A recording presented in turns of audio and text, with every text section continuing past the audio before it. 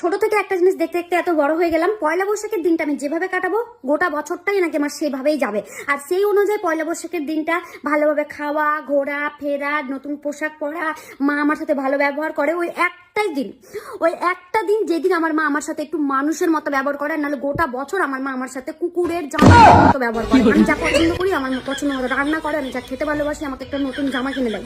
আমাকে একটা নতুন জামা কিনে দেয় ওই পয়লা বৈশাখের দিন। পয়লা বৈশাখের আগের দিন প্রত্যেকবার আমার মা আমাকে বলে দেয়, শোন রে জানো, আর কাল সকালে ঘুম থেকে উঠে তাড়াতাড়ি চান দান সেরে নিবি, ভাইয়ের সাথে ঝগড়া ঝামেলা করবি না, এমন কোনো কাজ করবি না যেন আমার মাথা গরম হয়, যেন আমার তোকে বকতে না হয়, মারতে না হয় রে জানো। আর কাল যেমন থাকবি গোটাটা বছর কিন্তু সেরকম যাবে। কাল যেন আমার মন মেজেছে একদম মাথা খারাপ করবি না, আমার না তোর অবস্থা খারাপ করে দেবো, আমি বলে দিচ্ছি। ভাইয়ের সাথে ঝগড়াঝাটি কিচ্ছু করি না, সারাটা দিন হাসতেই থাকে। একটা দিন শুধু আমি হাসি, বাকি সারাটা বছর আমি কাঁদি। আর আমি জানি না এই রুলসটা কার। পয়লা বৈশাখে নতুন জামা পরলে, আচ্ছা পয়লা বৈশাখে আমি নতুন জামা পরলে তার মানে আমি গোটা বছর নতুন জামা পরবো? দিনটা ভালোভাবে কাটাই যেন আমার গোটা বছরটা ভালো যায়, কিন্তু শুধু একটা দিনই আমার ভালো যায়, গোটা বছরটা যায় না। পয়লা বৈশাখের দিন আমি যা করবো সারাটা বছর আমি তাই করবো। আচ্ছা পয়লা বৈশাখের দিন যদি কেউ বিয়ে করে নেয়, সারাটা বছর কি সে বিয়েই করবে শুধু?